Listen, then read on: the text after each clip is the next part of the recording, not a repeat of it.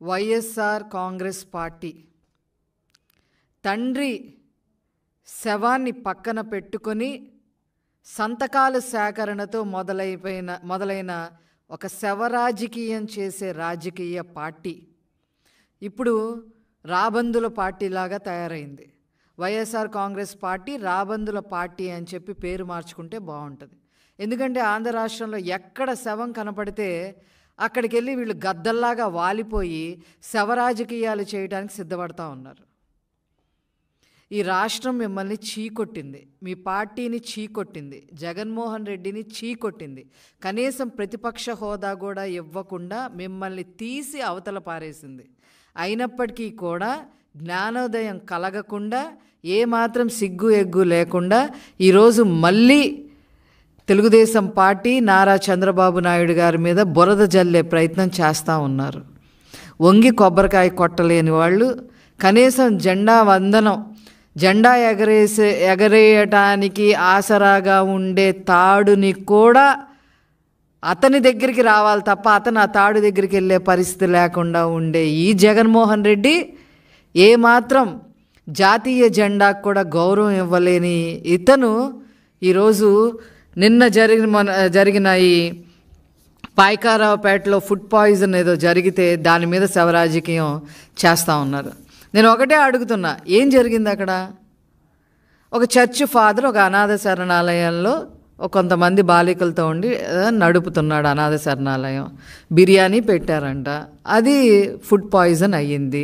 Food poison అయిన విషయం ఆ చర్చ్ ఫాదర్ ఎవరితోన్నా మాట్లాడా? అక్కడ స్థానిక ఎమ్మెల్యేలతో కానీ ప్రజాప్రతినిధులతో ఎవరితోన్నా మాట్లాడా? ఎవరితో మాట్లాడలేదు. 3 రోజులు అయిన తర్వాత అది విషయం బయటకు వచ్చింది.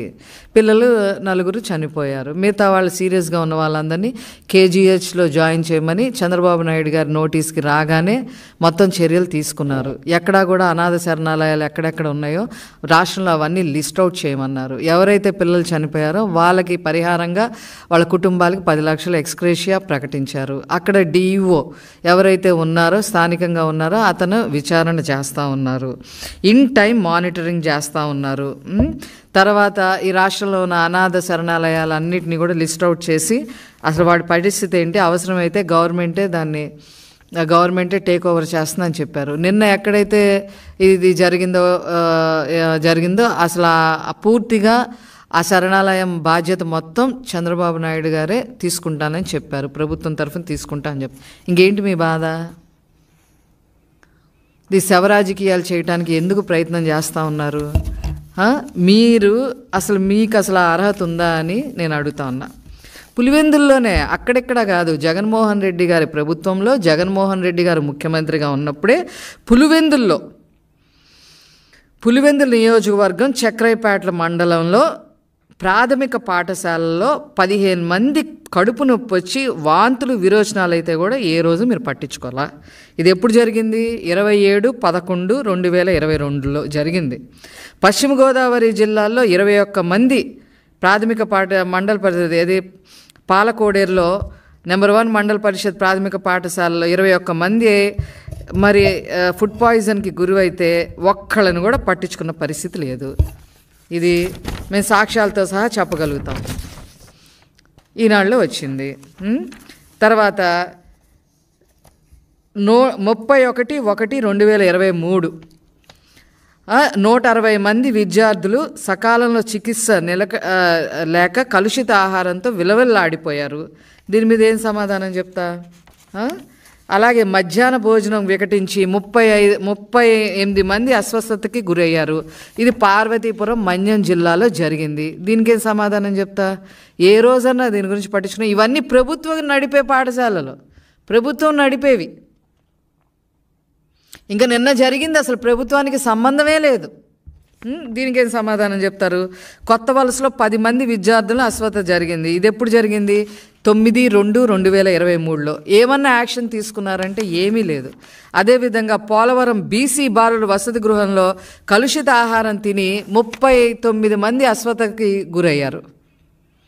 దీని మీద ఏదైనా యాక్షన్ తీసుకున్నారా? కనీసం ఒక మీటింగ్ పెట్టారా? లేదు. అలాగే బల్లిపడి చిన్నారులకి అందరికీ ఫుడ్ పాయిజన్ అయింది, 64 మంది. ఇదెక్కడా? మీ జేబులో మనిషి మదనపల్లి. మదనపల్లిలో జరిగిందమ్మా. ఏ రోజైనా యాక్షన్ తీసుకున్నారా జగన్మోహన్ రెడ్డి గారు? అదేవిధంగా ఇక అనంతపురం, వాళ్ళు నేను రాయలసీమ బిడ్డని నేను పదే పదే చెప్పుకునే ఈ జగన్మోహన్ రెడ్డి నేను సూటిగా అడుగుతున్నా. అనంతపూర్ లేడీస్ హాస్టల్ ఉంది. ఈ హాస్టల్లో ఏ రోజైనా ఈ కేజీబీవీ అనే హాస్టల్ ఏ రోజైనా దీని మీద వెళ్ళడం కానీ, అక్కడ తరచూ ఫుడ్ పాయిజన్ జరుగుతుందని చెప్పిన ఏ రోజైనా మీరు వెళ్ళడం కానీ, మీ ప్రజాప్రతినిధులు వెళ్ళడం కానీ, పర్యవేక్షించడం కానీ, దీని మీద ఏదైనా ఒక నోట్ తయారు చేయటం కానీ, వీళ్ళ మీద ఏదైనా యాక్షన్ తీసుకోవటం కానీ ఏమన్నా ఉందా? ఎందుకంటే అక్కడ ఉన్న వాళ్ళందరూ మీకు లంచాలు ఇచ్చి వచ్చిన వాళ్ళే, మీ మనుషులే. అక్కడ ఉన్న అధికారులంతా క్లియర్గా పేర్లతో సహా చెప్తాను నేను చెప్పాలంటే. ఏ రోజన్నా వెళ్ళారా? తర్వాత అదే రాయలసీమలో కదిరిలో జగనన్న గోరుముద్ద తిని 20 మంది విద్యార్థులకు అస్వస్థత కదిరిలో జరిగింది. ఎప్పుడు 26/11/2022లో జరిగింది. దీనికి ఆయన సమాధానం చెప్తారా జగన్మోహన్ రెడ్డి గారు? అదేవిధంగా 16 మంది గిరిజన విద్యార్థులు ఎక్కడ? ఇది రాజానగరంలో. ఇది ఎప్పుడు? మార్చి 7వ తారీఖు 2021. దీని మీద అసలు ఏదైనా రిపోర్ట్ తయారు చేయడం, క్యాబినెట్లో డిస్కస్ చేయటం కానీ, అట్లీస్ట్ అసెంబ్లీలో డిస్కస్ చేయటం కానీ, లేదా ఆ సంబంధిత అధికారులని సస్పెండ్ చేయటం కానీ, విచారణ చేయటం కానీ ఏమైనా చేశారా అని అడుగుతున్నా. ఇక అన్నిటికన్నా ఇంకా బ్లాక్ బస్టర్ ఇంకోటి చెప్తా. కలుషిత ఆహారం తిని 30 మంది విద్యార్థుల అస్వస్థ అమలాపురం రూరల్లో జరిగింది. అయినా కూడా ప్రభుత్వం పట్టించుకోవట్లేదు అని చెప్పి 22 ఏప్రిల్ 2022లో మీ సాక్షి పేపర్లో వేశారమ్మా. సాక్షి పేపర్లో వేశారు. ఇది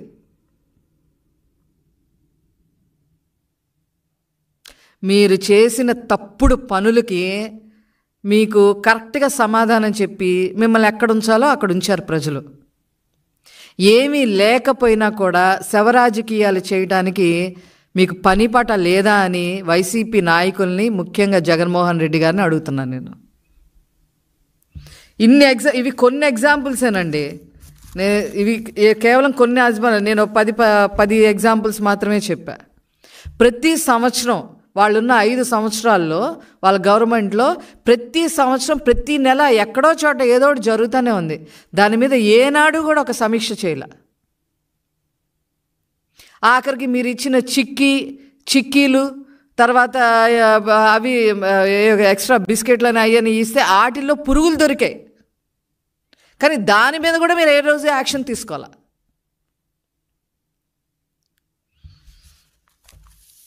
ఖబర్దార్ జగన్మోహన్ రెడ్డి గారు, ఖబర్దార్. ఇష్టం వచ్చినట్టుగా మాట్లాడటం. మా ప్రభుత్వం వచ్చి 2 నెలలు అయ్యింది. అసలు మాకు సంబంధం లేని విషయానికి కూడా మేము అంటించుకొని, ఈ రాష్ట్ర ప్రజలు అని చెప్పి అంటించుకొని మరి చంద్రబాబు నాయుడు గారు యాక్షన్ తీసుకొని అక్కడ డీఈఓతో విచారణ చేపిస్తూ, నిన్న హోమ్ మినిస్టర్ గారు కూడా వెళ్ళడం జరిగింది, పర్యవేక్షణ చేయడం జరిగింది. ఉన్న పిల్లల్ని కేజీహెచ్లో జాయిన్ చేయడం జరిగింది. చనిపోయిన వాళ్ళకి 10 లక్షల వరకు పరిహారం ఇవ్వటం జరుగుతూ ఉంది. వాళ్ళ మీద యాక్షన్ తీసుకుంటున్నారు. ఇంకా ఇదంతా కాక వాళ్ళందరినీ నెత్తినేసుకుంటాం, గవర్నమెంట్ తరఫున మేమందరం నెత్తినేసుకొని నేనే చూస్తానని చెప్పి కూడా చంద్రబాబు నాయుడు గారు మాట్లాడటం జరిగింది. పిల్లల కన్నా ఏది ఎక్కువ కాదు అనే ఉద్దేశంతో. ఇంకెంతకన్నా ఏం క్లారిటీ కావాలి? ఇది పరిపాలన అంటే. మీలాగా కాదు. ఇందులో నేను చెప్పినట్లు అన్నీ జగనన్న గోరుముద్దే. ఇవన్నీ ఆ గోరుముద్దలే గవర్నమెంట్కి సంబంధించిన వాటిలోనే జరిగాయి.